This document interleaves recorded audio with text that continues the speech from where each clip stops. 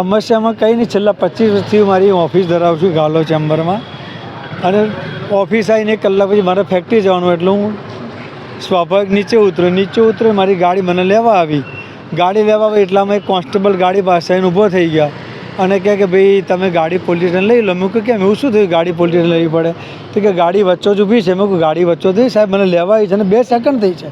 તો કે ત્યાં એસીપી સાહેબ ઊભા છે, વાત કરી લો. હું એસીપી સાહેબને ગાડીમાં મળવા ગયો. એસીપી સાહેબની પોતાની ગાડીના કાળા કાચ હતા, જે કાયદો અને વ્યવસ્થા જાણવા માટે છે. એમની પોતાની ગાડીના કાચ કાળા હતા. મેં માંડ શોધ્યા. સાહેબે દરવાજો ખોલ્યો, ગરમીથી મને કહે કે પોલીસ સ્ટેશન ગાડી લઈ લે. મેં કહ્યું સાહેબ સભ્યતાથી વાત કરો આપ, અને આ રીતે વાત ના કરે મારી સાથે. ગાડી લઈ લે પોલીસ સ્ટેશન કહ્યું તને. મેં કહ્યું સારું ચલો આપ લઈ જાઓ, ગાડી પોલીસ સ્ટેશન લઈ જાઓ, મને વાંધો નથી. એ લઈ ગયા પોલીસ સ્ટેશન. પછી મારા એક મિત્ર હતું, સીપી સાહેબને ફોન કર્યો. સીપી સાહેબે પોતાનું ઇન્ટરવ્યૂ કરી અને જ્યોતિબેન જે અહીંયા અધિકારી છે એમને ફોન કર્યો, અને ગાડી તો એમને અડધો કલાકમાં મને છોડી આપી.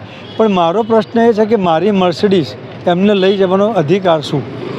આ વડોદરા શહેરમાં ગાલો ચેમ્બરના ડેરીની સામે કેટલા વર્ષોથી ટ્રાફિક અહીંયા જામ છે.